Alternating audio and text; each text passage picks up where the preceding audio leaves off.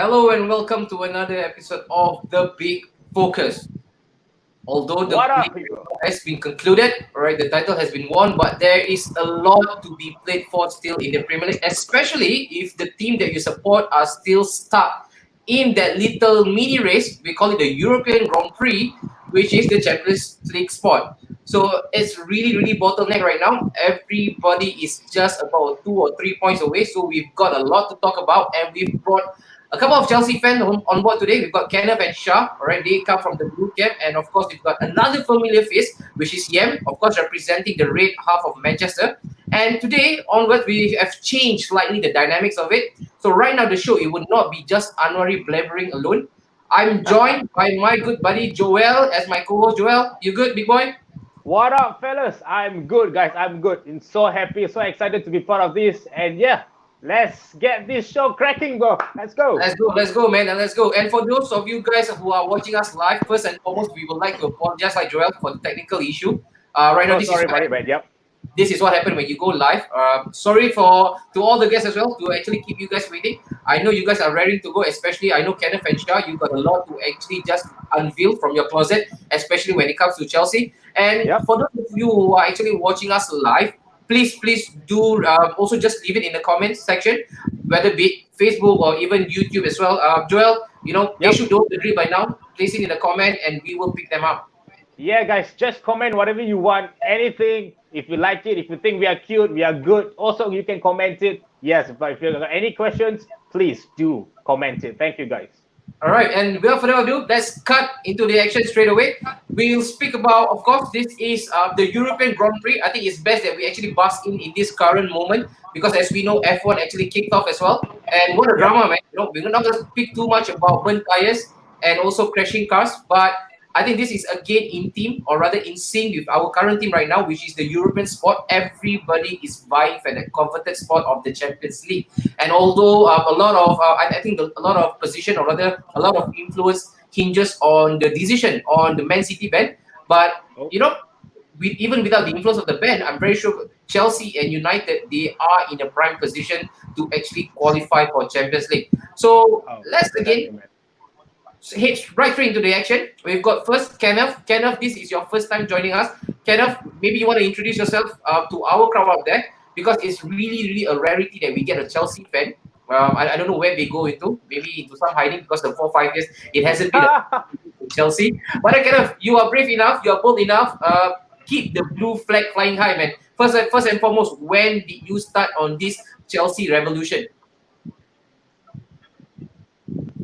I supported them, I think, around 1998.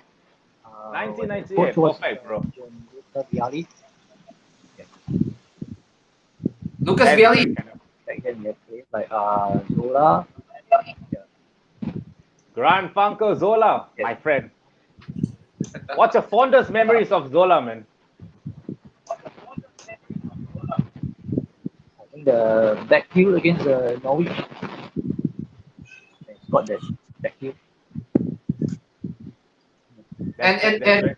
And kind of for you, right? When you mentioned Gianluca Vialli, of course, the Maverick Italian, was it during that season when he was the player manager? Yes. That season, okay. And of course, growing up watching Chelsea, was there one particular player that actually swung you over into the dark side, the blue Yep. half of London? Was there a particular player that stood out?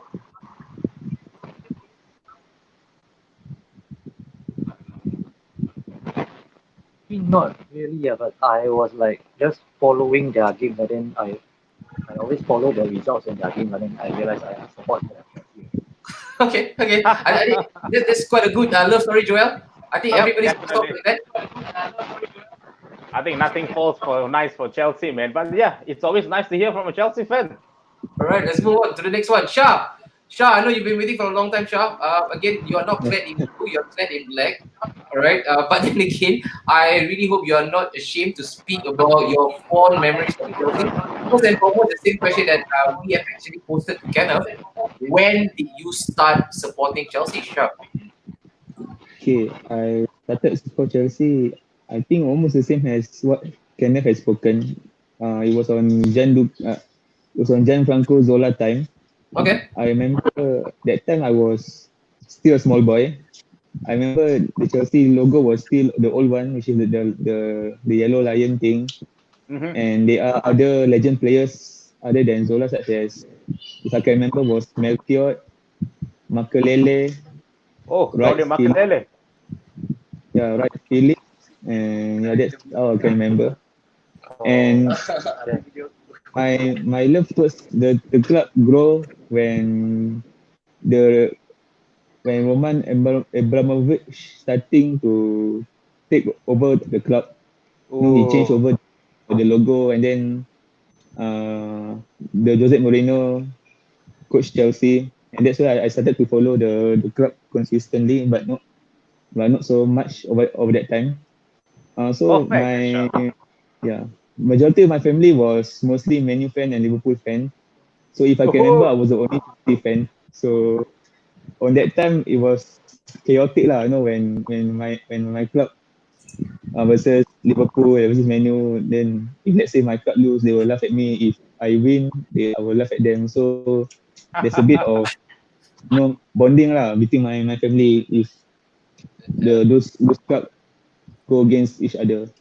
Yeah. perfect, Shah. I mean, Shah, it's bound to happen, Shah. But Shah, you said that Mm, you were falling in love when Roman came in. Were you falling in love yeah. with the club or were you falling in love with the oil money, bro?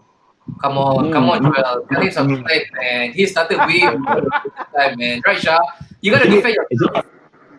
I fall in love with the new logo. Ah, Yeah. that's a good way to reply, but that's a good way to reply. And Shah, actually, if you require any help to actually handle, family dispute or domestic dispute for that matter, on how to actually just ward off challenges from your own family member, don't look far. You can look to Joel. Joel grows up in a family that supports Liverpool, and he's a Yep. devil himself, United, Yeah, both man. in the literal sense and also from club allegiance. So Joel, maybe right after this offer, you might want to advise him a thing or two on how to actually ward off family challenges or torments when it comes to club support. I'll definitely give you one or two tips, brother. I got your back. Right. And then Yam, right now Yam, we're not going to leave you in the lurch, of course. Of course, you have probably watched football, probably in the same era as we did, all right, late 1999, early 2000. What was your first impression of Chelsea when you first started watching Premier League, Yam? As a United fan, I think when I grew up, I was a United fan, but then I think the time that I think as mentioned from Shah and Kenneth as well was during the Zola. The keeper was the young Kudicini and the Edegoya, Marcel Desailly, Graham Lisso, all those players. Those were the times where I felt that they were not a threat, but they were more of a not consistent, but more of a threat every time. Because if I'm not wrong, United and Chelsea usually, if United travels to Stamford Bridge, they will have a trouble to try to get a point. It's even during the treble season. Chelsea was once a United bogey team lah. That's a fact.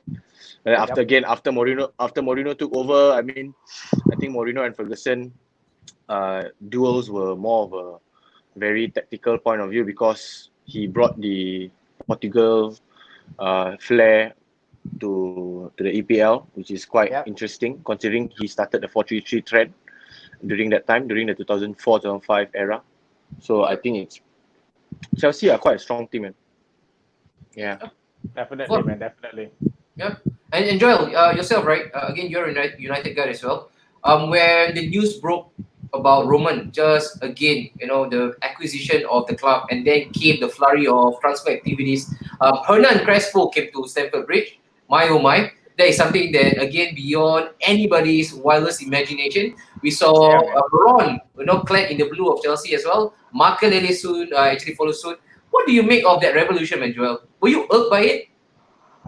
Honestly speaking, no, bro. Come on. We were glorifying those days, man. We were just having fun. But yeah, the games against Chelsea, it was one of the best to watch, bro. I mean, it's end-to-end stuff, entertaining. But man, it's okay. I think I'll still keep it to United, man. But no, nothing was bothering me about Chelsea until they bought Didier Drogba, bro. Didier Drogba, yeah. King drop. So yeah, no. Yeah, I totally agree, man. I think the whole dynamics or rather the whole complexion of Chelsea actually changed massively after the introduction of Drogba, and then it looked a completely different proposition. And I really agree, Joel. But Joel, you know what? It is currently Sorry. quite short right now. I Yep. think it's time that we read a couple of comments right now. I Yep. see some of them are flooding in with the comments. Let's go with the Ooh. first one, guys. We've got wow. This is really Chelsea. an honor, guys. All the way from Stamford Bridge, we've got Matthew Kovacic, Chelsea. You know that's how popular you guys are, man. They are anticipating both of your presence, Kenneth and Shah. So Matthew says hi. Again, this is actually worth mentioning. Razmil Shah, Arsenal. Hey, worry. Speaking Yes. of Arsenal, man, come on. You got to say something about Chelsea. Those days at what, Highbury? One of the best games ever. Okay, look, I think I would actually chime in exactly the same sentiment as yours, Joel. You know, growing up, it was again hammer and tongs for us, the both of us, United and Arsenal. And I think again, the whole hatred actually seeped into the fans as well. And we hated each other. I think just by the mere mention of the word United will actually make Arsenal fans shudder. And when Chelsea came in, they were that little new kid on the block. Nobody actually bat an eyelid about them because we knew that Chelsea were good. Yes, they were always again jam packed with talent. Of course, who can actually forget people like Zola, Hasselbank, Yeah. even Torre Flow, man. You know, Ida Johnsons. So they always had that flair players, but they were always the cup team. You know, they Yep. can always upset the tie when it comes to FA Cups, you know, the League Cup for that matter during those times. But then for them to push for the league, that was never part of the plan. And I wouldn't say I was worried at all until that special one came in. And then again, it kind of changed the whole dynamics of the league. And all of a sudden, the old cliche of money can't buy you success was Ooh, proven massively wrong.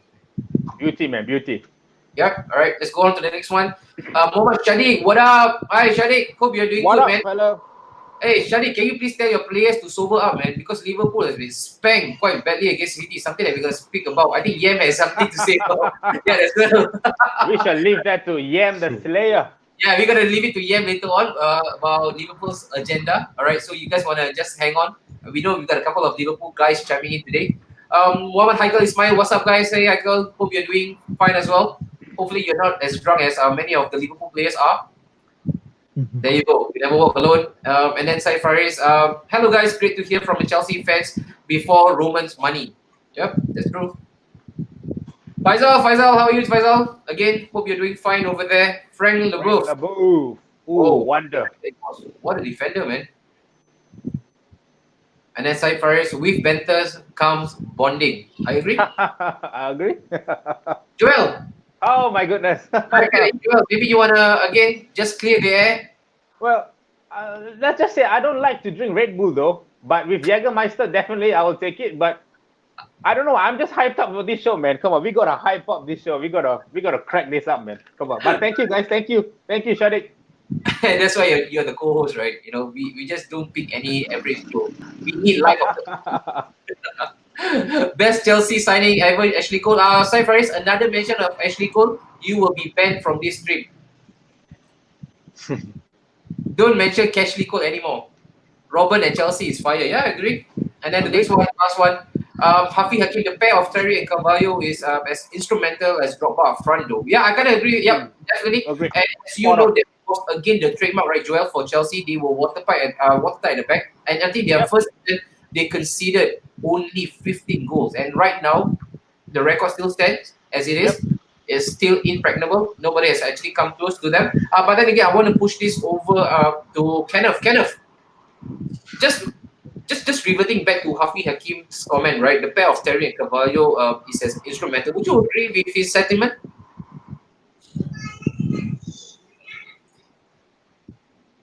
I think probably we just Yes, definitely. Yeah. Because during that time they considered like I think the first season when Mourinho was around, they only considered like 15 goals for the whole season. And lost one game, so definitely one of the best ones. And who in your book actually comes close to Terry and Carvalho right after those two pairings has actually been broken up? Would it be Terry and Cahill right after that?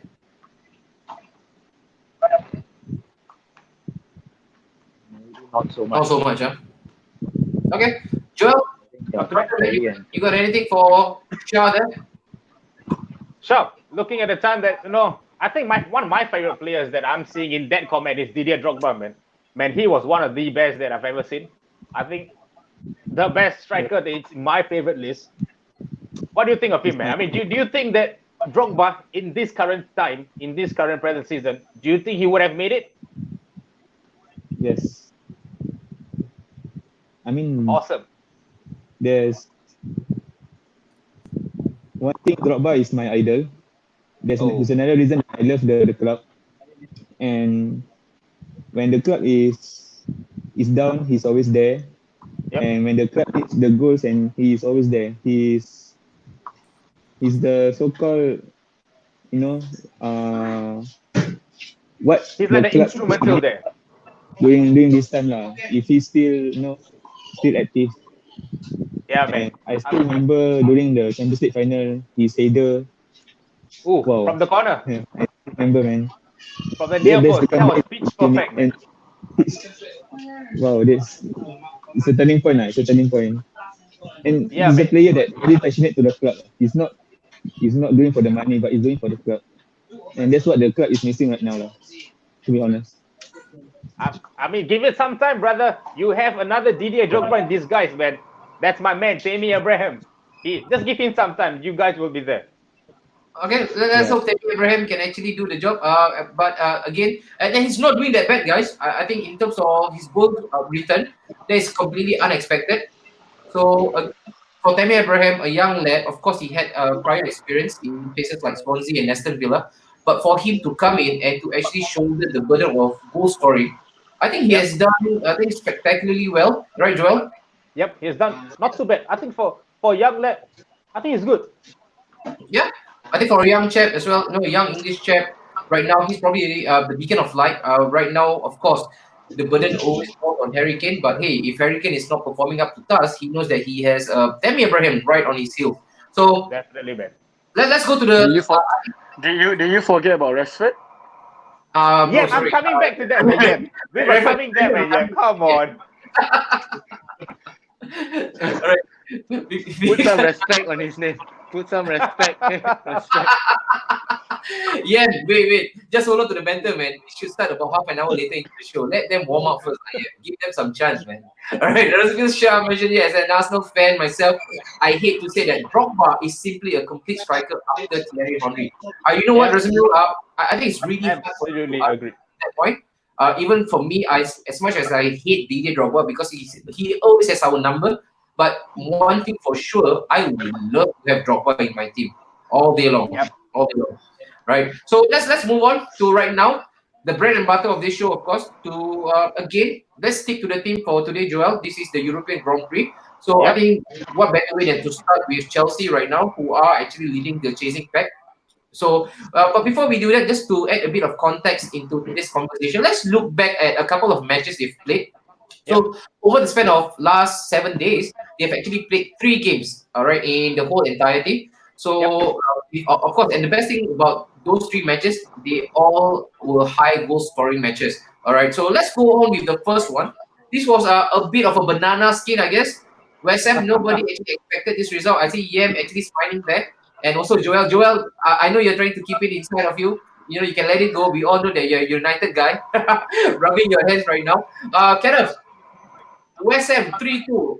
I think the internet actually just completely melted because they actually poked fun at Chelsea. That was the first time you guys actually made your debut with the new sponsor on your kit, and it has the number 3. And guess what? Goal considered 3. Kenneth, talk to me about the game, man. Was this a long time coming? Did you actually see it coming? I think kind of unexpected because they were in a pretty decent form before this game. It was quite disappointing, to be honest. And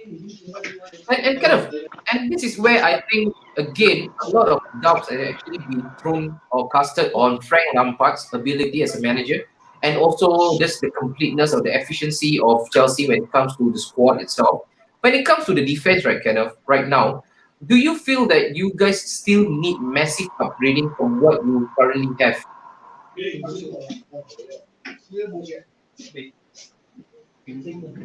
maybe just I think one or two world-class defenders or maybe a goalkeeper to do the job.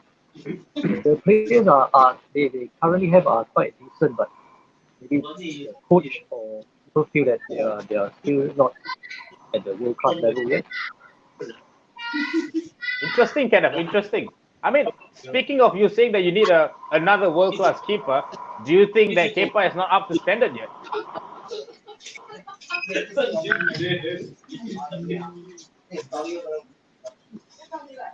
Maybe, I think maybe because I mean he's doing a decent job, but occasionally with some soft goals conceded. So maybe the coach or some sections of the fans feel that it's not really world class yet. Right, Ken. Thank you, Kenneth. Great stuff, man. Great stuff. So, that's a bit unpopular, I guess, Joel. The goalkeeping section. I thought that was one position they have actually anchored quite nicely over there in Stamford Yeah. Bridge. Okay. I thought that was one position where they sealed it. Like, I think that's it. No more spending on keepers. And lest we Oh, forget, well. right, he is right now, as it stands, he is the most expensive goalkeeper in the world right now.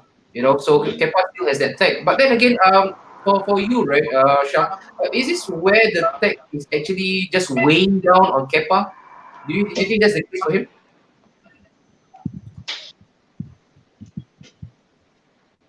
I think the price tag could have pressured him a lot, especially in a club where we have bought a lot of world class players and trophies are expected to be won. And in his first year at Stamford Bridge, I think he's done quite decently well. Just that on that certain point of time, there are certain matches he doesn't perform well and he's being criticized widely by the fans. And I think it's not fair to judge him very earlier. I mean, he's a very young goalkeeper. To be honest, he has made quite a good saves a lot of times, and only his weakness he's exposed a lot of time. From what I see as a fan, his weakness was long range shot, Hmm. especially if you see on the recent game with his Zaha goal. That long range, I expect that goal to be in, and my guess is right. So he has to improve that along the time. But I think he really needs the time. But I think in the club where it, the club won't give the players much time to develop. To be honest, Mm-hmm. and there's a rumors where Lampard wanted to buy Andre Onana to replace his position, From Ajax. and Kepa might be transferred out. But I hope that's not true. And I hope in the coming matches he will improve a lot. Of course, at the same time, the defense has to play a part to help him. So let's see the next match how it goes for him. Great stuff. Joel, I think again, Joel, I think it's also surprising for us, to again hear from the Chelsea boys when it comes to the goalkeeping sentiment. So, this is again is quite particular. Shah says that they should give a bit of time to Kepa. Again, judging by his age, again, probably he has not hit the peak of maturity. But with Kenneth is slightly more gung ho. Maybe it needs a bit of changing from Kenneth's perspective, right? But I think this is where Yem, as an outsider looking in, what do you make of Kepa, man? And for Shah as well, right? You mentioned that you want him out. Probably, rumors swirling around with Nana from Ajax. And on that, I think with that said, do you think that he can actually walk out of Stamford Bridge? Because whatever he did last season, when he was being called out to be substituted, he said no.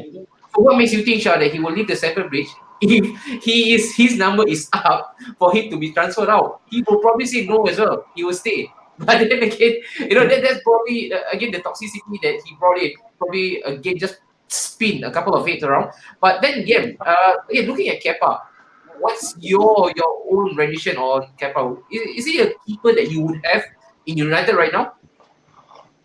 Okay. If it's a keeper in United, definitely no, because his kicking ability isn't as good as Dean Henderson. Because what De Gea lacks, Kepa has. Kepa passing ability is much better than De Gea. So in terms of or in general, you can do 10 good things, but if you do one bad thing, people will always remember the one bad thing. Yeah. Yep. True. So if Kepa can save Chelsea, brings Chelsea to the Champions League next season, at the end of the day, people will still remember him. Oh, isn't he the keeper who rejected his coach decision to sub off? So it's, to me, because he's Spanish and Spanish players seem to be more technical. So Yeah. I would of course want him to be in a good team, because he's in the Spain national team. He's considered De Gea's backup. Yep. Yeah.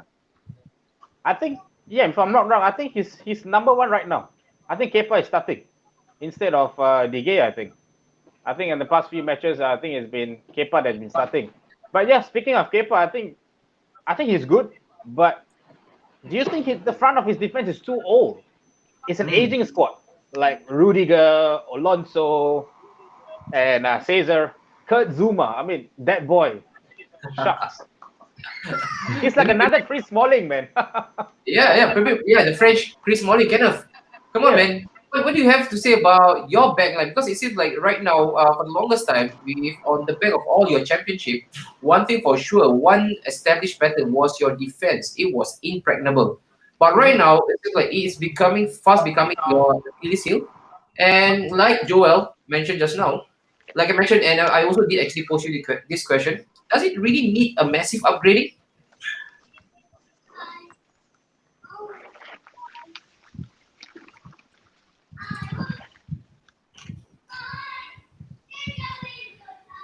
I think we have lost Kenneth, I think. Yeah, we probably lost Scanner for a while, but maybe that question can again be pushed to Sharp. Sharp. Just sticking on to the defense itself right now. You got a couple of young guys coming in on your right. You got Reece James. That guy looks like a good prospect. Tomori is also in this season. But then again, like Joel actually asked with his own set of question, does it really need a look at and massive upgrading? You mean the defense? Yes, the defense, the back line. Okay. To be honest, I think they need a bit upgrade. I think at least one world class centre back. Mm-hmm. Zuma is, of course, for me, is complete defender. Mm-hmm. Looking by the way he tackle, the way he drop back to defend the team. Christensen, I think, still need more time Mm-hmm. to be at the top level. I think Tomori, he's the youngster from the academy. Mm-hmm. I think by looking overall, the defense is quite good. It's quite good. Just that it's questionable of why they are not performing that much. Why they're making that simple mistake. I think they lose the motivation of David Luiz after he transferred from Chelsea to Arsenal. I think they lose the motivation of that player. Yeah, of course, he's speaking of that Luiz, he did make that lot of mistakes, but but he always motivating the players. He always motivating the defenders. Hey, we got to be backup, man. We got to do better than this, man. So I think when he leaves the club, I believe the motivation is gone. They need that motivation from the senior. I think as Piliqueta should be the next one. Motivating the young players. Yep. I believe this season should be the season where they learn their lessons, they learn their mistakes. So I believe the next season they will be better. And I hope at least they could be buy at least one world class defender lah. Okay. Perfect shot. Yeah. I think you said it perfectly. David Luiz is a perfect motivator. I think I would just unworried. I think Yo. when the moment David Luiz's name came about, bro, I saw your face was going here and there. We were Wanted to excited do to more have than- David Luiz at Arsenal, bro. I wanted to do more than just facial expression. Unfortunately, right now, I'm in nowhere close proximity to David Luiz because if I am right now, either one of us will probably land ourselves in the hospital. But Sean, going back to your point, right? David Luiz, you mentioned that him being the leader. I kind of agree with the influence that David Luiz usually possess in the backroom, especially, and that's probably the reason why our board actually gave him another year of extension. But then again, Shah, you look really somber and glum. You look really sad about David Luiz, leaving the club. I can get him repacked, resealed, can get one of the courier to send David all the way back to the West London side of things, and you can get him back for free. Again, there is a refund policy. I'm willing to scrap that. You can take him back. No worries at all. I don't hold any offense. You can take him back. All right, have him for your good. And we can pack him back together with Chris Smalling as well. You can have him as well. hey, no, Joel, you can't do that, man. Because according to a certain section of United fans, he is Smaldini now. Put some respect to Smaldini, Joel. Come on, man. Yeah. Are you hearing this, Yem? It's Smalling really compared to Smaldini. All right. So right now, I think it's good that we just pick up a couple of comments right now. Let's go with Faisal Jabbar. He actually mentioned that Michael Essien, this fella was the lungs in midfield. Yeah, in fact, he got a couple of lungs to actually spare. So yeah, great player. And you know who's the next one? Thomas Partey. Guess where he's coming to? Surprise. And then the next one, Mohamed Shadiq. Hopefully, Pools bring this Thiago Alcantara. Hey, Liverpool need to back up. I agree. And we probably, if we have the time to, we will probably touch a bit of Thiago Alcantara as well. What a player, man. And then the next one by Said Faris, Kepa's antics, not a good thing for the dressing room, toxic attitude. Yeah, but then again, in all fairness, that was the only blotch or blemish that he had in that particular season, right, Joel? After which we didn't hear anything of a revolt, of that nature. Again, there wasn't any resentment towards him by his teammates. So I guess it was spur of the moment, man. It was just spur of the moment. I think after that, Kepa really put on a splendid performance. I think the next few games, I think Kepa really proved himself. So I think Faris, I think you're drunk, bro. Come on. And he's a Liverpool fan as well. So again, nothing surprising there. Razmil again mentioned with the current squad, Chelsea squad, I've got to give it to Frank Lampard. He managed this young team pretty well, in my opinion. Again, hard to disagree, man. Hard to disagree with that. Mark Jose guy. Oh, when is the Man United discussion, bro? You gotta just hold on for a bit, man. I know you United. Again, flavor of the month, I guess. But United is coming soon. You can see Yem there. So long Yem is with us, United will always be part of the pipeline. Don't worry about it. Yeah, but just if I'm just warming up Yem, I'm just lighting up the oil. I'm just pouring some fuel in. When the time is right, we will blow this show up. Razmil Shah, Smalling and Roma is pretty decent though. All right. Let's stay on with Chris Smalling for a while. All right, before we just continue reading some of the comments as well. Right now, for yourself, Yem, you've got 1 minute. You've got exactly 1 minute to defend Chris Smalling, to defend him, not to berate him, to defend him. 1 minute starts now. Defend him. Okay, now Chris Smalling has no speed. All right, for coaches, they will always want speed in their defenders. But if your system works in the league or anywhere, the defenders do not need to have speed. At the end of the day, defending is all about anticipation and all about timing. Of course, let's put one Bisaka out of the topic. Smalling, once again, he really knew how the league goes. He goes to an Italian league, which is much more tactical than the EPL. So obviously, with the influence of the Italian teams, the Italian coaches, Italian style, when he brings back, he has the experience to, of course, make the small little mistakes is fine. But of course, knowing how to actually improve the current defense. Right. I think that's 1 minute. 1 minute well spent, man. If you were on Shark Tank, I would probably buy anything for today, man. Well said, yeah, well said. That's it. Joel, that is something that you should learn from Yem, perhaps. How to defend Chris Smalling. The irony. I mean, I think Yem actually defended him at the start, but then, I think he went to roast him off. I thought Yem was going the other way around, man. I was trying to remember, did I say defend or did I say berate? Because he said, he has no pace, but that was Again, yeah, man. The only defender that has pace and strength is Varane. Name me one more defender in the comment if you know. Name me one more defender who has a pace and a good defending. Yeah, Varane. To me, it's Varane. William Saliba coming in. Maybe. All right. Remains to be seen. All right. The next one, side first again for the Blue Boys. Where does Tammy fit next season after the arrival of Timo Werner? Good question, man. Will Timo Werner play up front or in the wings? Kenneth, I hope right now we have you loud and clear once again with us, Kenneth. So I'm very sure you can actually read the comment as well. So the question for you right now, this is one of the biggest conundrum to be had at Chelsea. How do you fit in Timo Werner into the team? Only the coach knows. I know, but then as a fan, where would you like to see? That was a good answer, man, Kenneth. That's pretty savage, though.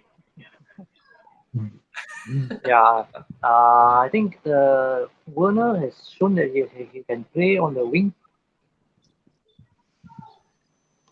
He So played wing on the player, wing right? before, and then yeah, then Okay. Tammy only position is in the center forward. So I think that's Interesting. So coach Kenneth, idea. Kenneth, I got one question. If you put Werner on the wing, so where do you put the informed Pulisic? Perfect. That's a beautiful question, man. Yeah. Yep should be the next host for us, man. I think he'll probably play on the other wing, maybe. Yeah. Then let me ask you this: if he's Okay, going to play I the don't know other much about wing, the Chelsea roster. So Kenneth, if he's going to play the other wing, then where's William, Pedro, Ziyech going to play? Shah, you Yeah, want to help Ziyech. him out, Shah? Good one, Joel. Ziyech. How do you then fit in Ziyech, man? I think you guys got Ziyech, Pedro, yes. Pedro, William. no, Pedro has confirmed his departure, man. He's going Okay. to Roma. He's going to Then probably you Roma. guys got Roma, William. Yeah, but then good Willian, question there. Joel actually asked, again, how do you then fit in Hakim Ziyech? You can't possibly play with 12 men, you know?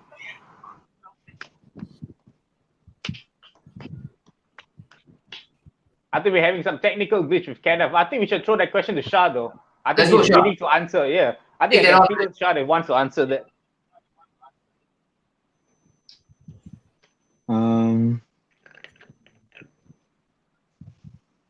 I think it's better to put Ziyech on the right, Pulisic on the left wing, Werner as a lone striker. I think it's more better tactically, How, looking by their talent and the skills. Ooh, perfect, man, perfect. All right, Yeah. I think I like what you just said. It's Okay. going to be an exciting season, but yeah, I think Anwari, it's time to let the demon out of Yem, man. Come on. Okay, let's go, man. Yeah, I think we got a couple of United guys chiming in as well. Right now, Mohamed Nabil, MUFC forever. And then also Mark Hosegai mentioned, all right, but I'll be here. Thanks, buddy. And then another guy, Smalling cannot pass. The Syria team does not do much high pressing except Atlanta. And then another one, Syed Azmil. Wow, we shouldn't have even started, man, with Chris Smalling. Smalling twice against City. Again, a note to all the United fans who are right now trying to belittle Chris Smalling. And then the next one, again, Timo is Rashford with finishing. Wow. Wow. That's a big one. That's a big statement, man. Timo is Rashford with finishing. Yem, this time around, 1 minute and 30 seconds, placing your pitch. Is Timo the more complete version of Rashi? now, okay, complete, right? Complete, we are talking about a striker who can actually press from the front, who can actually finish, who can do it depends on the system. Rashford isn't complete because he's more of an inside forward. So if I were to put Rashford as a striker, he wouldn't do much compared to Martial, compared to Tammy, compared to Giroud. So Rashford is more of a I wouldn't compare him to Cristiano now, but more of a Cristiano when he was before he left for Real Madrid 2 seasons before. So more of he's coming up. Yeah. Okay. Yeah, that's pretty interesting, man. Yep. Yeah, We want to compare Rashford with Cristiano, though. But yep, he's coming up. He's definitely coming up. But yeah, just want to ask you this. We're speaking of Rashford, though. He has come back from injury. He has put on some few displays. But do you think that he has kept his shooting boots back in training? I mean, lately I haven't been really seeing him shooting much, and his touches for shooting is really, really off. His penalty was really, really off. That penalty could have been safe. Do you think that Rashford's shooting there's something off there?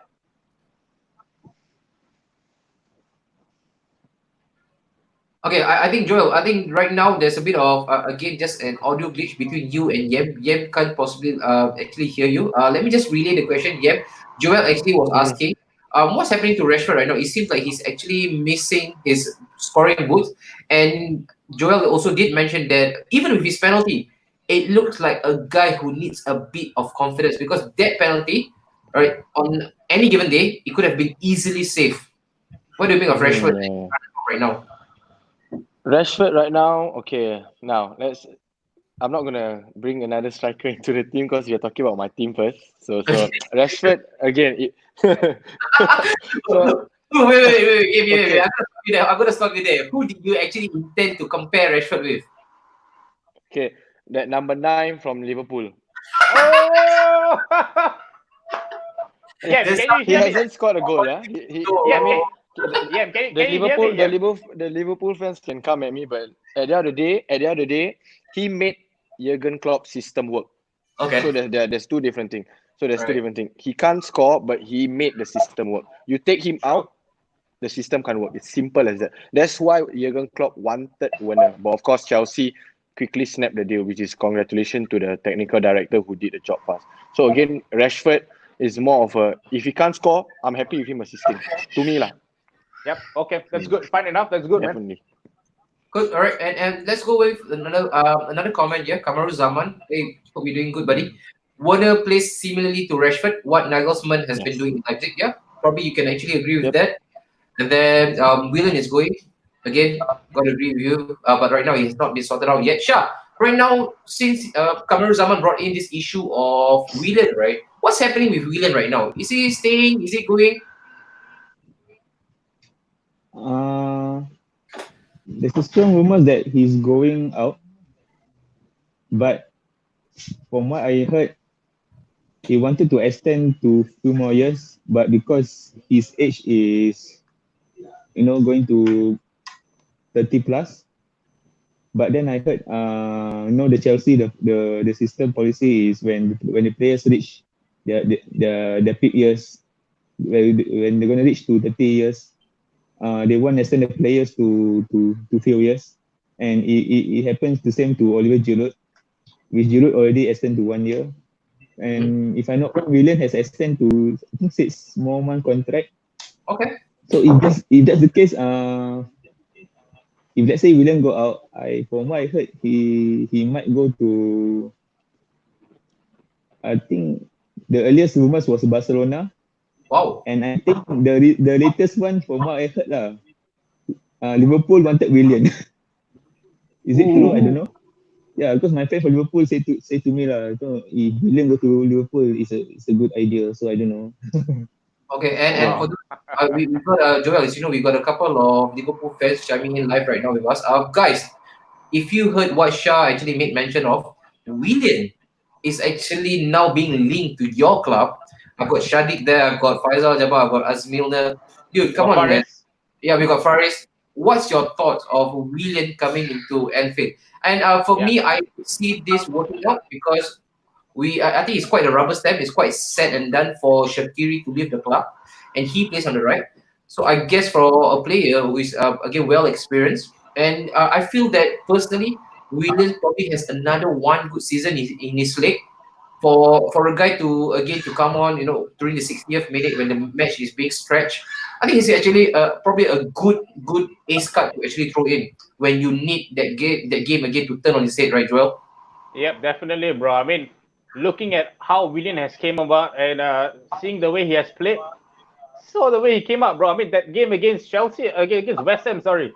I think he played really well, and I think I think the games this season he played extremely well, man. I think before that he was on the shadows of Hazard, and the moment Hazard left, I think this boy has stepped up, man.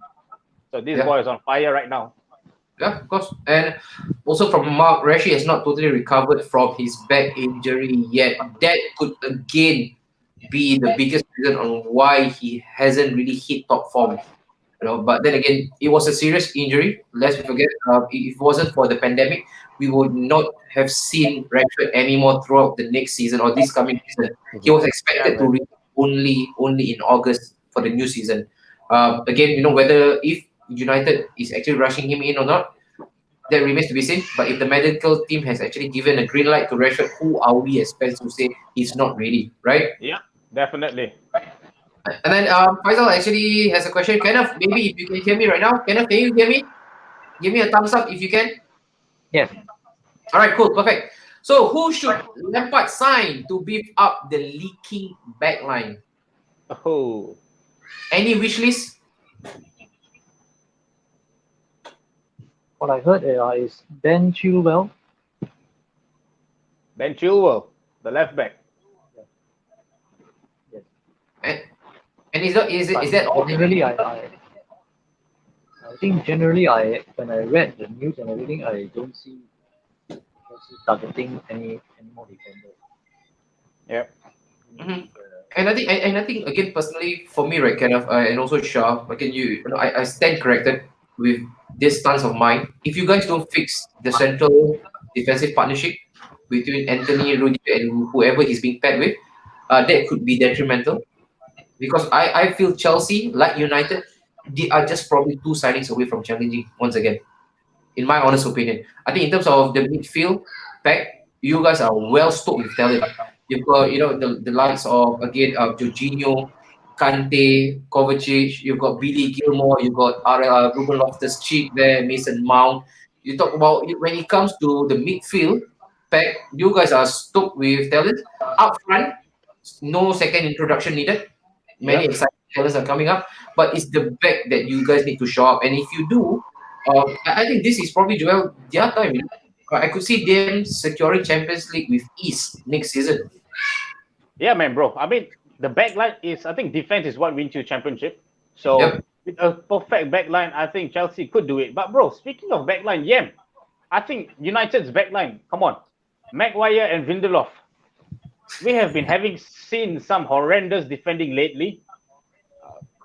Talk to me about this, man. Do you think that we need to sign a new centre back, or do you feel that we could step back and say, hey, let's wait up on Alex Twanzambe and we can make use of what we have? Or do you think no, we need to go up to the market and buy some defender?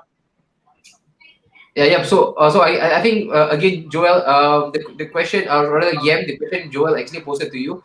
Again, with defense, sticking on defense, there is probably an issue that United needs a second look at. You guys got to relook into your defense as well. It seems right now Maguire is again coming under close scrutiny, especially if we all saw how Junior Stanislas actually went past him as if he wasn't in existence, right through his bloody legs, and then he was also caught cold feet against Bergwijn. Is the defense again could probably be the Achilles heel in United's defense or pursuit of the title next season? Yeah. Now, at the end of the day, as I mentioned earlier, defender, of course, for the team to have balance, he needs to have a combination of speed and, of course, anticipation. Maguire, as of now, let's face it, he's not the type of defender who walk into the big teams like Juve, Madrid, or Barcelona, because he's a typical English defender who has a strength and a height. Because I think correct me if I'm wrong, his nickname is Slophead, I think, or some head, I can't remember. Yeah, I don't know. But of course, 2 years back, 3 years back, if we had the money to buy another defender, it would be much better. Like to balance out. Of course, Lindelof, when he's on form, he's very good because he has the pace and his passing ability is very, very good. But of course, we have one Tuan Zebe, but he's currently on and off injured, so that's very, very unlucky for him. But of course, we have one more. I think Teron Mengi, I think the young defender coming up from the reserve team under 23, the current captain for the under 23 squad. So to me, if Ole were to spend, I'm fine with it. But of course, we shouldn't be spending 60 million for another defender, 70 million. Because at the end of the day, the money talks. So of course, FFP comes in along. Of course, yeah. I think again, great point. Always really insightful from our guest Yem. And I know Shah, you have to leave us unfortunately right now. You've got work that you got to chase right now, but it's been an absolute pleasure to have you on board, Shah. I hope that this can be a regular thing. The next time when you come up, put on your Chelsea jersey, put some pride. Can. Don't be ashamed. Many of our fans and our viewers, they are nice people, man. They don't bite. All right. But then again, having said that, on that note, thank you so much. I will remove you right now from the stream. I hope to see you more often. All right. Thank you so Take much. care. Yeah, boy, Shah. Take care, man. We'll see you soon. All right. So one out. All right. Joel, one should be in. Substitution. Right now, as you know, with the new ruling, we can make 5. But for today, we only got 1 sub on the bench, unfortunately. Not the greatest of sub, though. because of what he's wearing right now. We've got Noah. Noah, What up, my man? how are you doing, Noah? You good? Yeah, I'm doing good, man. Okay. And again, for better clarity, can you just probably stand up and show in full what you are actually putting on? Oh, that's old school stuff, bro. Any particular player that you actually like or adore who actually don on that kit? Hmm. One player. Ah, there's a bit of trick question. That will probably give your age away. Bro, I think Anwar, I think we caught him. We caught him good there. We got him good. Right. So Noah will be joining us for the rest of probably we've got another half an hour more to go. This usually would run for 90 minutes, right, Kenneth? And for those of you who are actually watching us live as well, just gonna speed read, right? A couple of comments that actually came through our way. William was linked to Spurs, Arsenal, and Liverpool. Yes, he was. And also William linked to several clubs, though in my opinion, I don't think he'll come to Merseyside, but wouldn't mind him in LFC colours. And then I think Heikel would probably echo the same sentiment as well. I would love to see Willian in Liverpool. Noah Chu actually mentions of Koulibaly, right? Tomori and Koulibaly. Wow, what a monstrous partnership that would be. And also, MUFC should buy back Evans. Evans, wow, Joel Evans, the forgotten man. I remember when he left. Some of United fans thought that it was a bad business and footballing decision to let Evans go, man. Yep. I mean, bro, Evans was a perfect backup utility player for us, man. I don't know why we sold him, but I think at the point in time we had better players and Evans needed to get game time. So yeah, I think Evans had to move on. So kudos to him. He did great. Leicester is doing good. But I think he joined what the year after Leicester won the championship, right? Yeah. Yeah, man. And he's been quite a cornerstone in the West Brom team right now, unfortunately. But now you see, right now, him coming to Leicester, I think even Arsenal, we were once actually linked to Johnny Evans, man. And I think the whole Arsenal fan base was kicking up a big ruckus. The fact that we are actually linked with Johnny Yeah, Evans. boy. Right now, we look like a complete fool because he would probably be the best defender that we have right now if we actually had signed Johnny Evans back then, right? Yep. And then Mark as well mentioned we will go for Ake. Ole needs a left-footed centre back with pace. Look, Ake, Yem. All right, we've seen Ake. You've seen him as well, a couple of times. Kenneth would have seen Ake as well. Came from the academy himself. But yeah, with Ake, rumors are out there. If you want to get Ake, it will probably cost you or set you back about 14 million. Is he worth that hype? And with the price tag that he would come under it right now? 40 million nowadays is quite rare, especially Yeah, for a boy. defender. Mhm. It's definitely rare, but I wouldn't want. Of course, I think Ole wants to keep the tradition of having British players, or I mean, no wait, Great Britain isn't in the Europe, so it's more of a like I said, British players. So he wants to have that. He wants to have that Brexit team. It's good. It's good for the national team. That's one definitely because you look at Bayern, Spain, Bayern Munich, and teams in Spain. Majority are those domestic players. So Yep. it's easier for the coaches for the national team to choose. They do not need to. Okay, I need to go find another player. Everyone in one team just back like when Ferguson was the manager. Majority of the players came from Liverpool, United, Chelsea. So they were the core strong of English players. So Yep. if Ole wants to start this trend, it's fine. But to drop 40 million on a defender, I would rather risk playing us with from a youth because you did not waste any money. At the end of the day, even if that defender isn't as expected to be that good, when you sell him, you still get the money. Yeah. But when you buy 40 million, you won't get back 40 million. You get back like 20, 15, I don't know. It depends. Business nowadays is totally different. Yeah. Perfect. Well said, man. Yeah, well said. What happened And then to moving on. Sorry, Noah? Something to What? say? What happened to Timo Fosu-Mensah? Oh Fosu. yeah, he's injured, but of course on and off. He's injury prone, Noah. Timo was good at the point of time, but I think when over the years when he was playing, injury just hit him, and I think he's just gone for good. I don't think so. We'll ever see Fosu-Mensah wearing a United jersey again. But yeah, Yeah, unfortunate, man. Unfortunate. And Joel, look, this is again worthy for us to actually read up. Come from Kamaru Zaman. Can't compare Rashford and Firmino. Rashford is a baller. Firmino is an incredibly rare Brazilian who doesn't look for plaudits. Yeah, I think in that respect I agree. He's flashy. He's flashy. That you got to give it to him. He's flashy. But then I know the place where Kamru Zaman is coming from. He's not your Neymar who is always looking for it.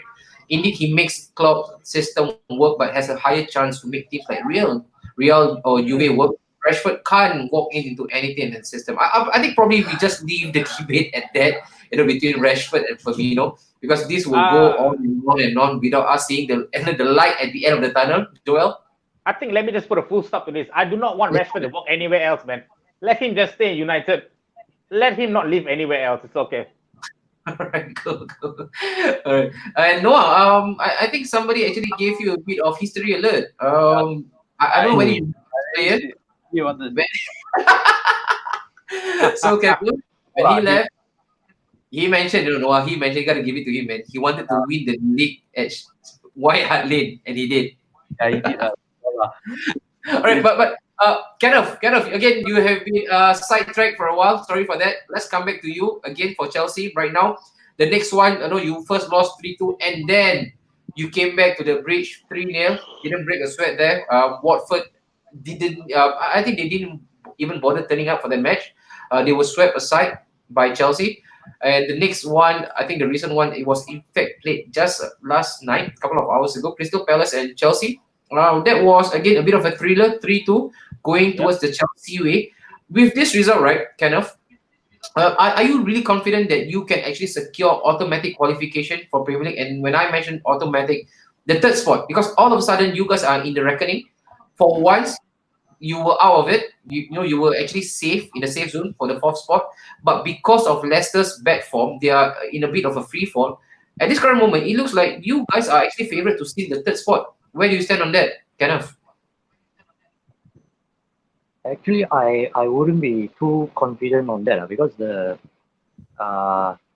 Manchester United is catching up very fast because they are in a very good form. So they might be the one end up in the third spot as well. And because Chelsea has got a few difficult games as well. I think against Liverpool and Wolves coming up. So I cannot be too confident with that because we can see throughout the whole season, throughout this whole season, Chelsea actually didn't really show any kind of really good form throughout. That they are really capable of finishing in the top four because it's like on 1 week they can beat say Man City, and then after that the next game is like they lost to West Ham. Okay. I think throughout the season we have been seeing this trend. No, agree. I can't be too confident. Yeah, and again, referring back to what you actually mentioned just now, in terms of the run of fixtures, it does not look kind on paper for Chelsea per se. The next one, in fact, coming up this Sunday, you guys are coming up against Sheffield United at the Bramall Lane. Again, there is no easy task to actually beat them at the Bramall Lane. You can actually ask Noah as a Spurs fan. He had experience playing at the Bramall Lane. Again, no easy task, man. Again, let's not mince our words. When it comes to an outfit like Sheffield, they are a gutsy side, steely determination. So it's really, really hard to get a result at the Bramall Lane. And then the next one, you guys upcoming Chelsea versus Norwich. That's a bit of again quite a giveaway, I would say. And then FA Cup, United, Chelsea, Liverpool, Chelsea. Probably Liverpool right now, they are probably on the beach. So if you can catch them off guard, although they are playing at Anfield. But then again, they are probably on the beach right now. It's really hard to probably fire those boys up. And again, this is no fault of their own. They have won the league by a sizable margin, so it's theirs to enjoy. And the last one you have is actually against Wolf, and that is to be played at the Bridge. So yes, I do agree with you, Kenneth, right now that you again you are in a running, but then again you also have to consider the fact that you have some tough games coming up. But then again, for you yourself, right, Kenneth, this is again a bit if hypothetical, right? If you were to miss out on Champions League, will this be looked at as a big failure from Frank Lampard, taking into consideration that he was again one of the clear leaders when it comes to Champions League sport? I think actually I wouldn't say it's a failure because at the start of the season, everybody was thinking this Chelsea was facing a transfer ban, Mm. and everybody was writing us off. And especially in the first game, we lost 4-0 against Manchester United. Mhm. Yeah, so everybody was thinking, oh, maybe this season will be finishing 10th or 13th or something. So actually, to be in the reckoning for the top four is really quite an achievement. Yeah. Interesting, Kenneth. Interesting. I think since we're on the topic of Champions League, Anwari, Noah, let me just put this for you, bro. Yep. Yep. If Tottenham fail to make Champions League, do you think Tottenham should still progress with Jose Mourinho, or do you think no? Let's just sack Jose and then look elsewhere. Uh, to me, I just feel that I think Jose should be given time. I think he just came in the second half of the season, and yes, not the type of manager that actually comes in the first half, second half of the season and just makes an impact out of nowhere. Because for him, he needs a full preseason to gel the team up, to improve the team and all. So what I actually feel that is that he should stay, because I honestly very excited for him to actually win something in my heart, because we haven't won 12 years. It's been 12 years since we last won a trophy, and I Mhm. really think that he's going to make an impact here, because this guy is a winner. He conquered United. He won with United. That United squad with Smalling and Jones with 3 trophies.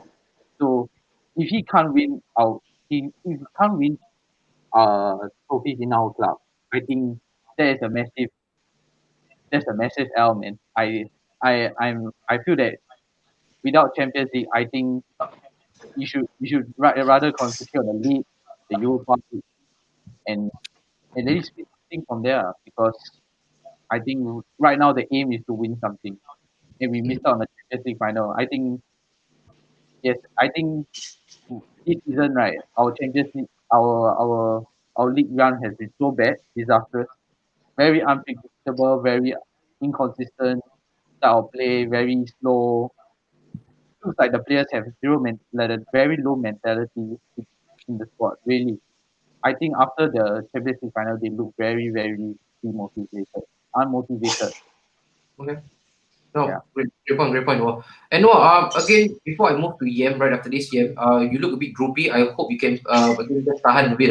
Don't sleep during the episode, during the live stream. All right. And if you guys need to know, Yem just came back from a really strenuous exercise activity. He was playing tennis just now in the evening. Ooh. So yeah, he looks the part. He looks like a bit tired, but then again, we always need to have Yem around because Yam is quite a spicy character, so it's good to have him around. So Yam, just give me a sec. Just another question for Noah. Noah, right now, again in terms of results, it has been again uplifting. Again, this to say for Spurs, you guys played against probably the toughest opposition right now in your remaining fixtures, which was United. You came up with a draw. Again, it wasn't an inspiring. It wasn't an inspiring result for that matter. But then again, to come out against an informed United with a 1-1 draw, I think that was quite remarkable, especially judging from the defensive display you had. You guys won recently against Everton. There was a bit of a speed bump, I guess, against Sheffield United at the Bramall Lane, 3-1. That was it. But then again, when I was reading online, a couple of just grouses and a couple of complaints that coming out from the Spurs fan, not necessarily only in Singapore, but I think in the entire world, right? Because that's where I actually got my source from. So they are unhappy with the style of play. With all the attacking flair that you guys possess, again, a lot of reasoning has been cut out for Jose. These are not their play, and this is not his players. But then again, surely Harry Kane, Son, Bergwijn, people like them, they will still be part of the plan for Mourinho, right? What do you make of his style of football right now and all those complaints that people actually make up for Jose and the type of football that he's actually probably endearing himself to the fans especially? I think for right now, why he's playing this type of football, I remember what he said in the press conference. He wants to, when he said about scoring goals and defending badly. And this is the problem, because did Mourinho he did with United. He played the bus all the way. because his squad was just bad. Like Centre was just bad. Smalling, Jones. I think Bailey was injured for a very long while and very injury prone. I really felt that yes, our defenders are really old. Vertonghen, Alderweireld, they are getting old. I I tell you, on 2013 to 14, when Vertonghen was there, I tell you he was really good. But now he's starting to decline. When age goes up, like the decline is higher lah. And yeah lah, he's really already quite kind of declining from. And yeah lah, he's not really playing We all know that lah. And Alderweireld is also getting old. But he's still a reliable defender, but we need a defender that is like Bali, Van Dijk, that type of defender. We need that type of defender now because honestly, defenders with a defender, we can win trophy like Liverpool. Look, Van Dijk, they brought Van Dijk. Look what happened. Their defense is really solid now with Gomez, Van Dijk, Matip. Look what happened. Van Dijk and Matip, they won the Champions League, and with Van Dijk and Gomez, they won the Premier League.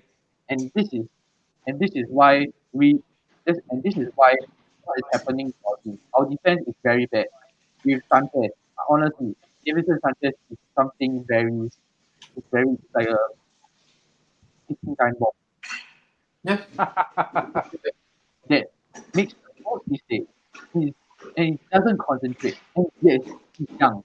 I know he's young, but this he has been this and really honestly, I think he has showed some impressive plays at times, but the lack of concentration is going to cause him to see his downfall, and that's Okay. the problem. Yep. And now Eric Dyer, 4 match ban, Oh, game man, yeah. ban, and obviously with 4 game ban, he's not going to play. And honestly, since the restart, he has been one of the better defenders in the game in the 4 games. And even before the restart, honestly, I tell you, he has been just I think he has been there. He's really he's better at centre back right now than a centre defensive because Dyer said his position that he wants to play as a CDM, as a centre back than a CDM.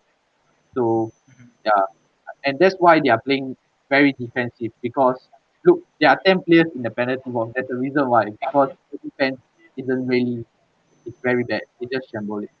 Okay. Davies at Aurier at the right back. He Mhm. attacks. It doesn't track back. Okay. And we see the Sheffield game, he doesn't bother to track back. There are two, and Davison Sanchez is just how to say, to me, Davison Sanchez and Dyer. I think that game they played very badly. Sanchez played a very bad game. I thought Dyer was one of the better defenders, obviously, because he kind Yep. of killed every ball, aerial ball, kind of. Mhm. So that's the problem with our defense. Davies is also getting older, Yep. and I think Davies was also attack rate is just bad. We all know it. Like he's attacking since when he came into Spurs. It's not there. I Thank you, mean, Noah. it's always going to happen, Noah. I mean, thank you Yeah. for the time, Noah. I mean, you pour out your heart, brother. You pour your heart out, brother. Just I mean, went on a post-mortem, right, Joel, on the forensic level, man. That yeah, was man. it. He just went on and on about the defense, but then, bro, come on, man. It's Tottenham. What do you expect, bro? No pun intended, brother. Alright, yeah. Very expected, bro. I think Alright, before we get a sleeping Yam, just want to joke you back to life. Yeah. Yam, right now, over the past week, I think one of the main talking point, or big talking point rather, was the emergence, of Mason Greenwood, one of your own. Right now, I know. The last time you actually featured for this channel, you mentioned, all right, in full clarity, look out for Mason Greenwood. You put your money on it. You mentioned that even if we don't get Sancho, again, it's not a biggie for you because you mentioned that Mason Greenwood is the talent to look at. Right now, what's your take on Mason Greenwood when it comes to first team fold? Should he again be part of it, or should he also be given the room to grow? And when you do that with a youth or with a youngster, that means there are certain games that you're not going to feature. You're just going to come up from the bench. And does that also again hinders the whole transfer of Sancho into Manchester United? Okay, good question. Okay, I'm just gonna bring up an old topic, 2006. Yeah. Now, Mm. remember a person named Theo Walcott. Yep. He was Very brought to the sensitive, World yeah. Cup, but he didn't play at all. Yeah, just go on. So see, Theo Walcott again. English teams or English coaches, as I mentioned earlier, the moment they see someone who can run, oh wow, this player is good. This player is Yeah. wow, impressive. But at the end of the day, if a defender is good like Van Dijk, you can be as fast as Gareth Bale. All he needs to do is just time his tackle and just put it in. For Greenwood, at the end of the day, if you show him his right foot, he has his left foot. That's Mm. the difference between good youngsters and expectation/reality youngsters. Mm. You of course look at, we don't bring in Messi. Messi is a total another level because Yep. he's again he's definitely another level. So for Mason Greenwood, for me, let's compare him to Wayne Rooney. Wayne Rooney came into the scene at 16 years old, but he's a different type of striker compared to Greenwood. He's the Mm. more of a street footballer. He's the type in Yep. your team that will definitely do the dirty job, but of course still score the goals for you.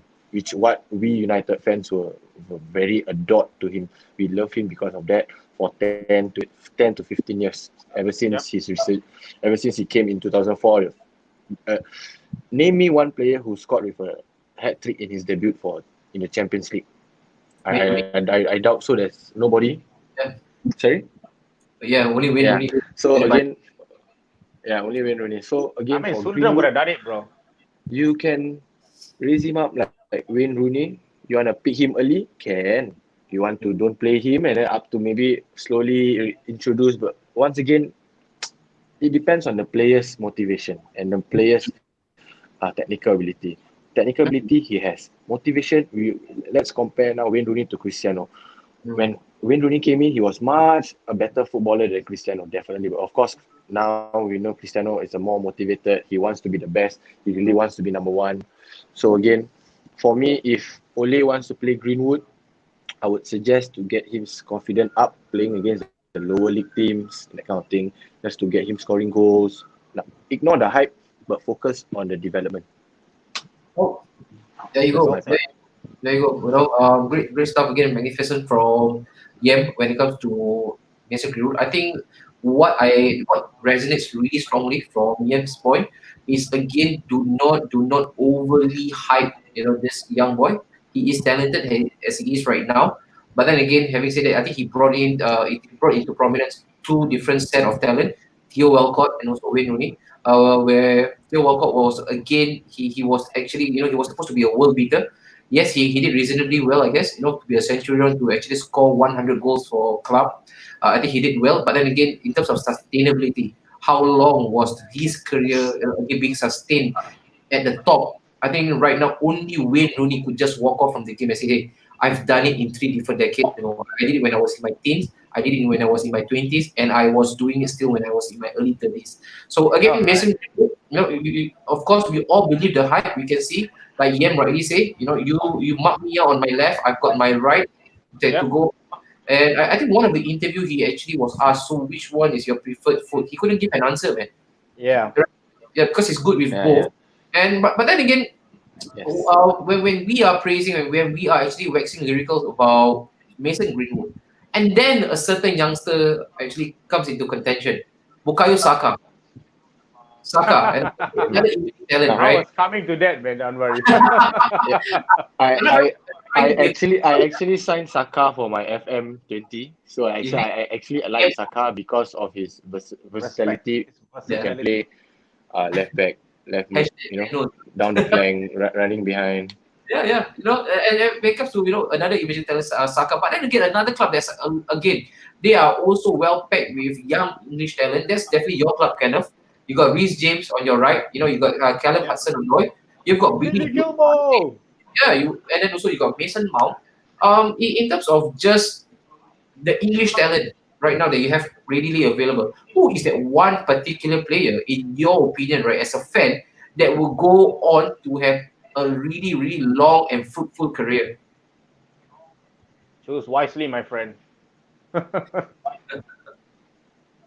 think Mason Mount. And why Mount?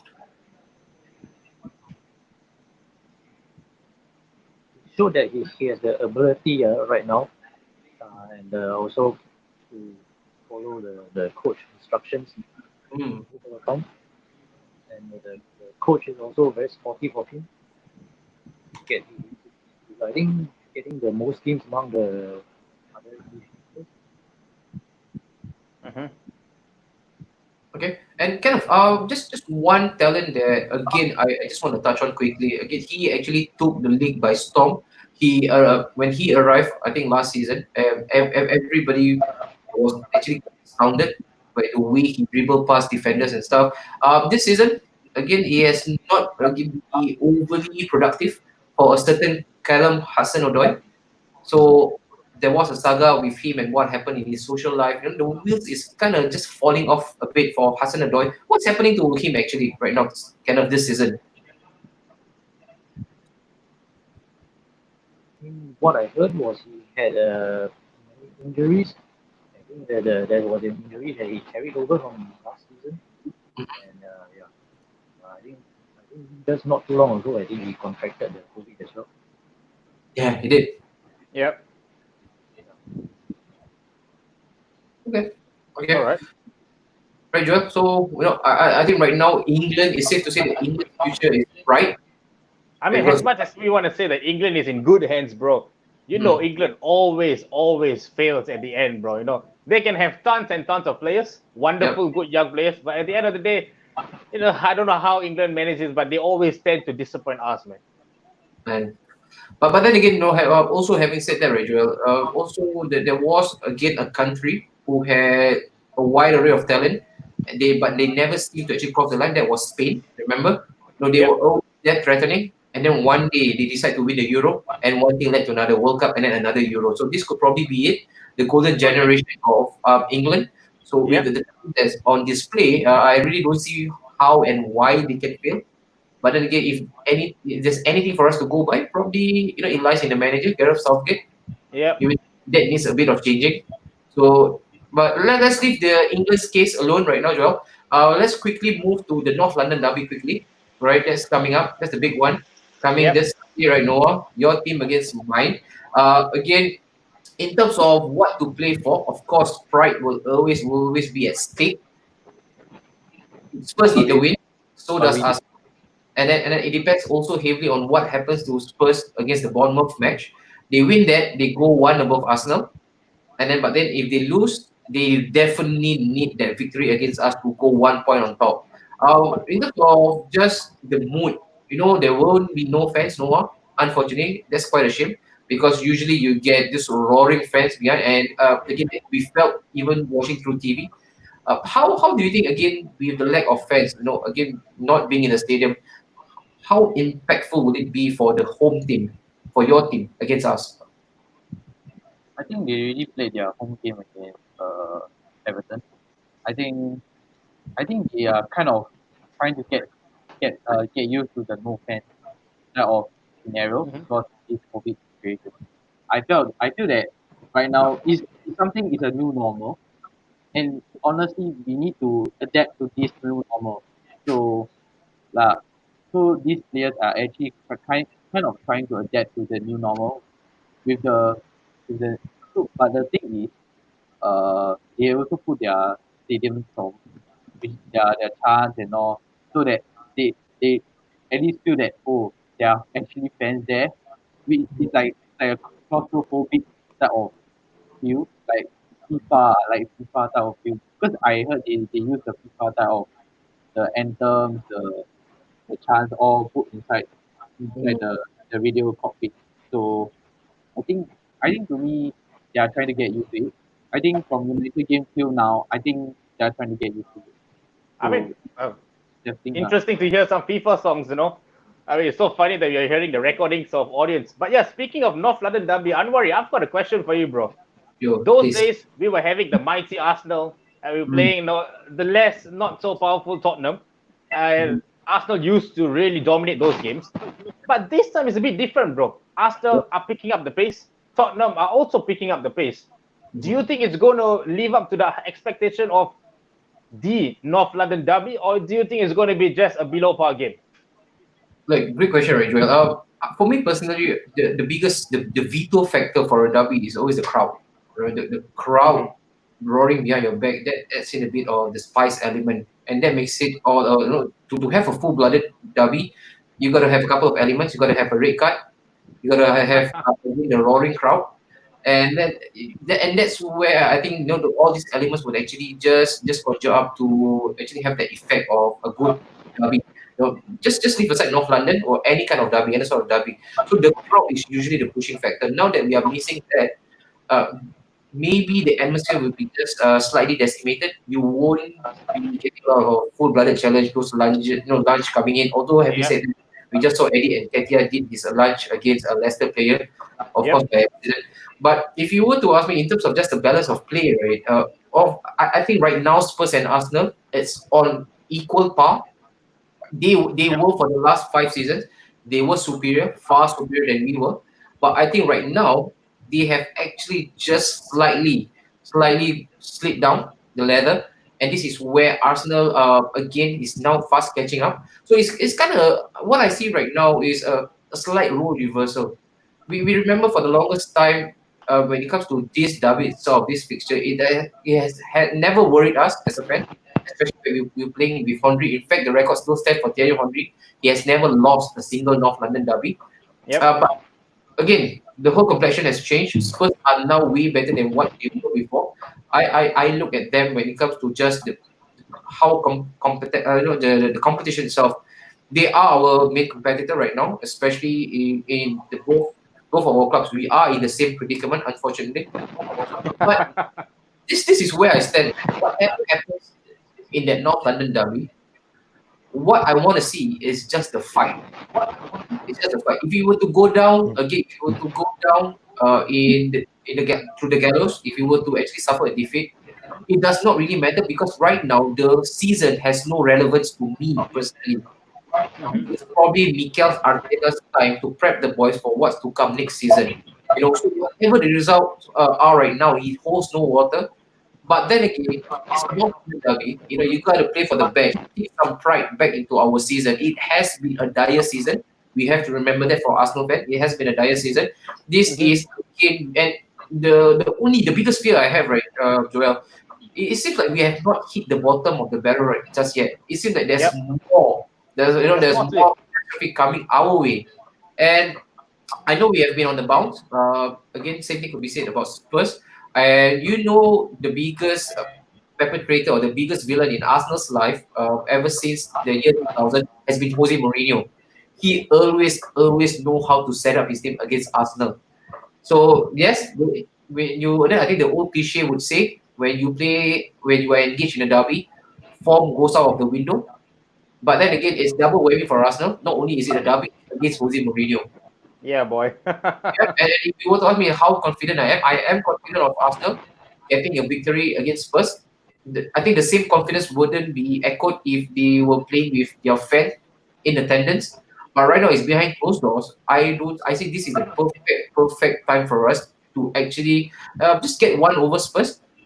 It's been a really long time. I'm actually quite disappointed that we didn't get anything out of them last season. I think Noah, you Yep. can actually just also kind of agree with it. I thought we played quite well at the lane, and then only to be packed back, and then of course Alba missed the last minute penalty. If not, it would be a thing to remember for Spurs. First thing they remember Arsenal winning the title over at the lane, and then the last North London derby to be won by Arsenal again. How beautiful would that be? Wasn't meant to be. Wasn't meant to be, so it's okay. Oh no, it wasn't played at the lane though. It was played at Wembley. Wembley last season, right? Noah? It was played at Wembley. And it went 1-1. So, am I confident? Yes, I am. But again, whatever happens, it's not the defeat that matters to me. It's the manner of it. If they go down again, if they go down being defeated, I want to see a fight. Just a fight from the boys. Good enough All for me, right, man. brother. I Good mean, enough. good luck to you, boys. I hope you guys enjoy the game. I hope lots of fights, lots of cuts. But yeah, wondering. Let's take a look at some of the comments, bro. I think it's Yeah, let's flooding, comment. man. Save Rice again. Yeah, Morrison was a prospect that went south, which is sad for football. And as for Harvey, he deserves better than the Cherries. As a Liverpool fan, I really don't mind him going to the EPL big boys to further his career. I think he's speaking about Harvey Elliott. Correct me if I'm wrong. Figure of speech, Arsenal gives you heart attack. They give you more actually. Kidney failure. Again, there's more than that. A blockage of the arteries that would usually lead to heart attack. And then both North London problems are very similar. Again, I think this is something that Noah would actually agree as well. So I think for Spurs as well, this must be said. This is them coming to a new stadium. We did it before the past decade. Again, with no success, no significant success to show for. And the same reason that has again been just produced by our board, because we need to balance the checkbook because of the new stadium. And I could see that happening again in the plot of Spurs. Bad enough that they're under Levy, and now they are with Levy and adapt to clear. Right. So I guess, but then again, this is me being objective. This is Anwari to actually just remove his Arsenal cap. I strongly believe that Spurs has something to offer next season. I really do. Not so much this season. I think this season is pretty much a write-off for both of us, Noah. But I think next season, you have a guy who has done it all, a seasoned campaigner. If he gets, again, I wouldn't say all. It's right now in this current football climate, right? It's impossible for the managers to get all the players they want. It does not work that way anymore. It wasn't the era of Fergie and Wenger, whereby they actually decide who to sign and who to release. Right now, you go through a couple of chain of command rather, the technical directors and whatnot. So right now, the managers have to settle with at least 2 out of 3. If Mourinho is given that 2 out of 3 equation, I think they're on to something. All I right. really do. I really do. And if you ask me personally, who is actually right now in the better position between Spurs and Arsenal, I might say, again, this is unpopular, but Spurs probably just tip it just a little bit right now. Just a little bit.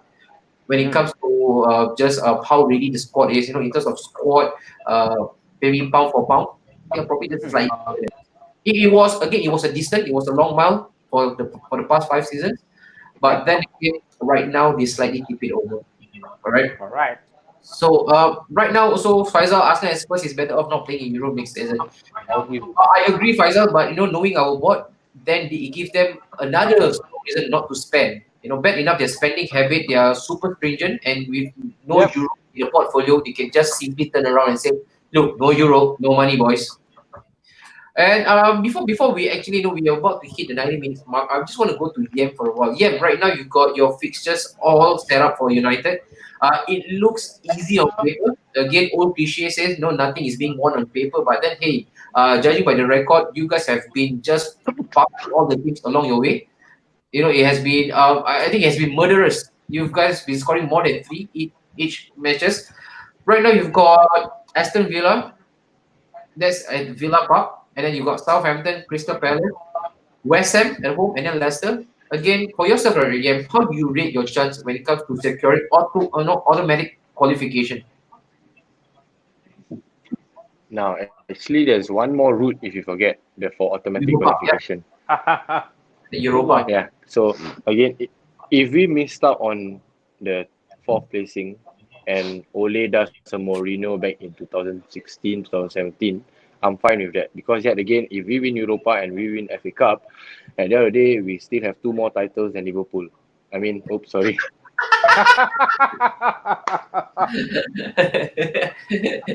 Hey, sorry. What? I saw that coming, bro. I saw that coming. but Joel, Yeah. this- So. yeah. Sorry, Shane. Go on, yeah. Oh, sorry. So once again, because as what Kenneth mentioned earlier of Chelsea started slowly, once again, the EPL is more of a marathon. So if you start slow, but again, Chelsea was unbeatable. To me, my candidate for manager of the year is Frank Lampard. Once again, a young manager from Derby with no budget, transfer ban, had to no choice but to use the academies and started playing more of a crowd attraction kind of football, which is his attacking philosophy.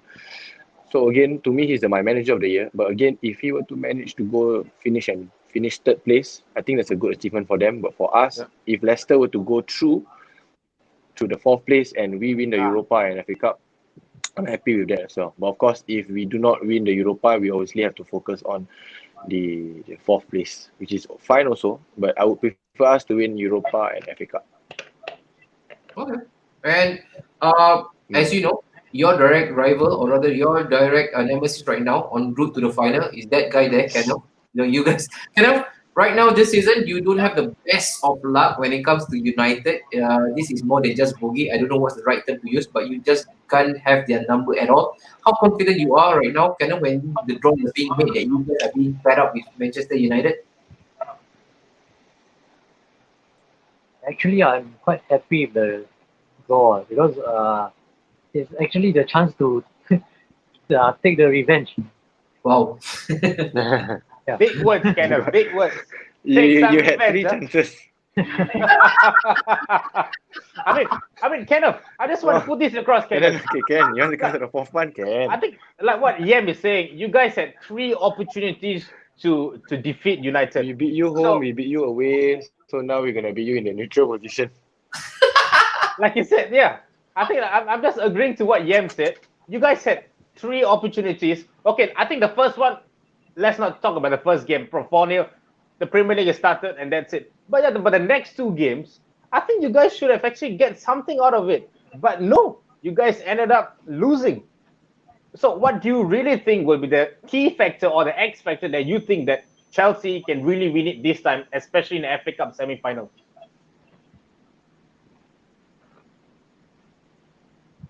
I think this time they have to depend on the attacking because the form players are William, Pulisic.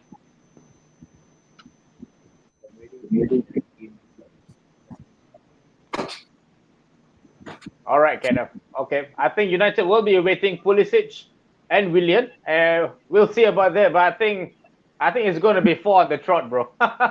Yeah, definitely. You know what I think what the tie would actually promise us, definitely a lot of attacking flair, and Yeah. I think if right now, I think Kante will be completely integral in that match if he can mark out that Portuguese Magnifico. That's probably at least probably half the battle won. Because that boy right now, he is just tearing up trees, man, in the Premier League. Now, Yeah, boy. ever since he come in, again, a lot of compliments has been directed towards him for good reason. It's really hard to argue about his influence when he actually enters into United's fold. And right now, yeah, Cantona-esque. They mentioned that his impact is almost Cantona-esque. Would you agree that he is right now probably the captain that you guys have been yearning for the longest time? I wouldn't say he's the closest to Cantona, but I would say during the Zlatan, when he came over for just 1.5 season, he was more of a Cantona, yes, even though we did not win the title, considering that was, again, when Mourinho said that was the best that he can do, finish second, which I think I agree after he got sacked. But of course, for Fernandes to come in, it definitely balanced out the midfield. Okay. Definitely balance out the midfield to allow Pogba the freedom, because we all know Pogba is definitely, besides Kevin De Bruyne, people might say, oh, Pogba is overrated. Unless your midfielder has been in the Ballon d'Or ranking, then come talk to me. Okay? But none of your English midfielders are as good as my Paul Pogba. So again, your midfielder is not your midfielder is not rumored to go to Real Madrid, not rumored to go Juventus. They are rumored to go to another club, which is not Real Madrid or Juventus. So again, Pogba, I wouldn't say he's on par with De Bruyne, but he's definitely close when he's on form. Once again, let me tell you, he won the World Cup. Again, World Cup might be the team achievement, but Pogba scored the goal, and of course, with the balance of Kante in the French national team, you see how he prospered. He's prospered in the national team. Too easy for him. He could actually control. He has the strength, he has the power, he has the height. Name me one midfielder who is actually better than him. Put out the Kevin De Bruyne. Kevin De Bruyne far away. Granit Cannot Xhaka. compare him. Sorry? Oh man. I would say Haris Harun better than Xhaka. Haris Harun is better. Singapore pride. No, that's great. That's great. Yeah, no. I totally agree. Again, yeah. Wow, yeah. Really, you on form, yeah. I think you might have to go for tennis session every single time before you come out for us, man. On form today. Your line of thought, your train of thought, superb, man. Today. He's Yeah, nailing it, man. Don't worry. He's nailing it, worry. all of a sudden this year turns into 100% pandit, man. All panditry, all analytical. Must be the tennis, Joel. Maybe now I think so. the next time before we do that, it's gonna be a tennis session for you and me as well, man.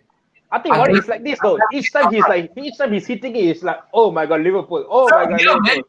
Serve after serve. He got served, man.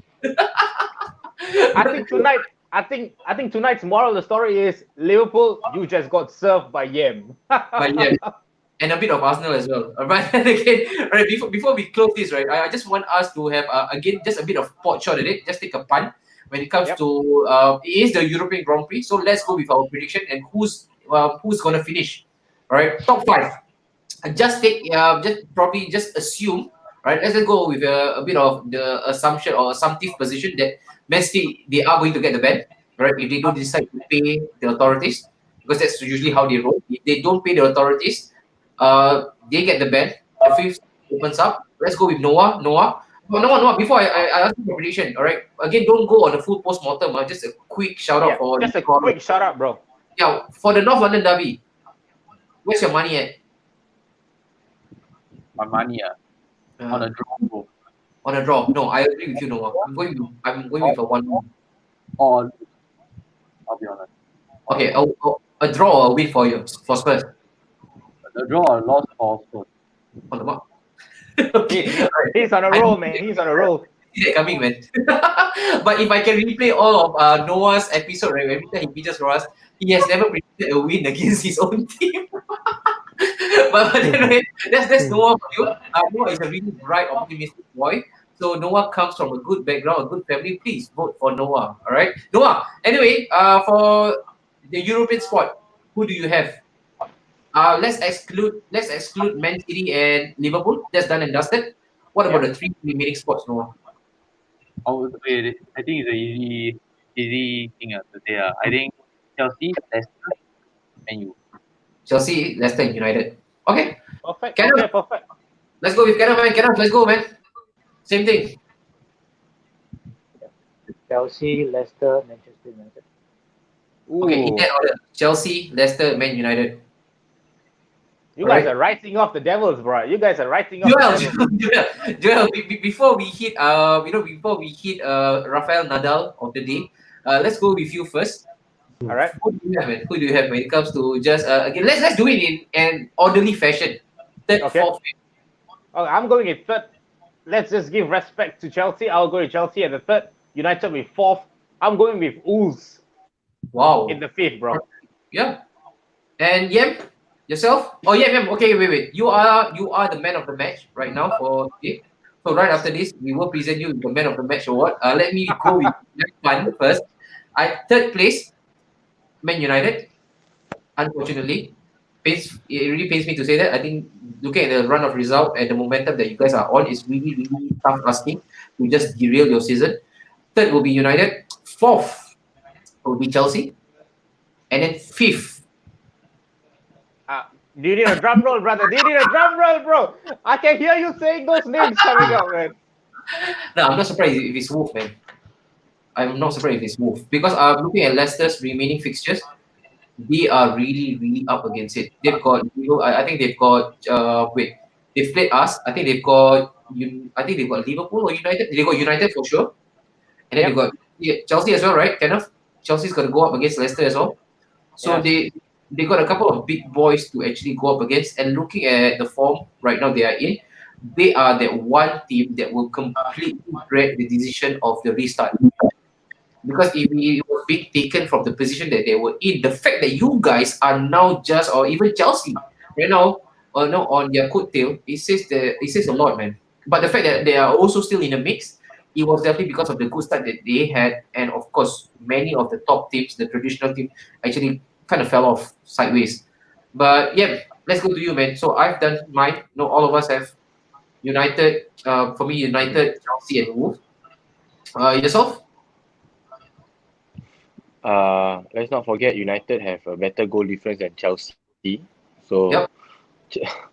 goal difference definitely matters. That's So good. since we are going up against Aston Villa next, Yep. since we are going against Aston Villa next, who is currently in the bottom four, bottom five, Uh-huh. if we can score five without conceding any goal, that would be a bonus. That's the important thing. If we Okay. can score at least above three, that's definitely much better. But for me, it will be United, Leicester, and Chelsea. Wow. Okay. So United, Leicester, and Chelsea. Yeah. Okay. All right. Nice, Kenneth. So I think that should pretty much sums up everything for today, Joel. So we've Yeah, I think got that sums up. That's good. yeah. I think today's episode has been really, really good, fun. All of a sudden today we turn into again 100% punditry, especially Yep. from him. Must be the vibe from him. Kenneth, thank you so much, man. I know you were just floating around every now and then, but it's good every time you were called upon. You came. Yep. You are the villain of Snapshot Studio right now.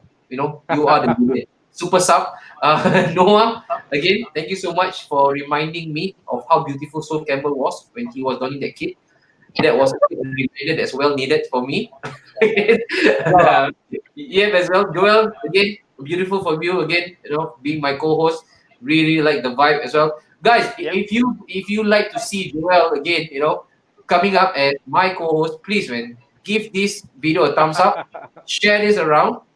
This guy, beautiful human being, all right, knows a lot of football, big United fan himself. And for those of you guys who are actually watching us live, I see a couple of new faces or new names. I'm very sure Mark Hosega have actually watched us before. But if you Yep. guys are right now new to this, please do drop a subscribe button through our YouTube channel. All right, Yep. that will go a Hit really, really subscribe, long way. guys. Yes, please subscribe.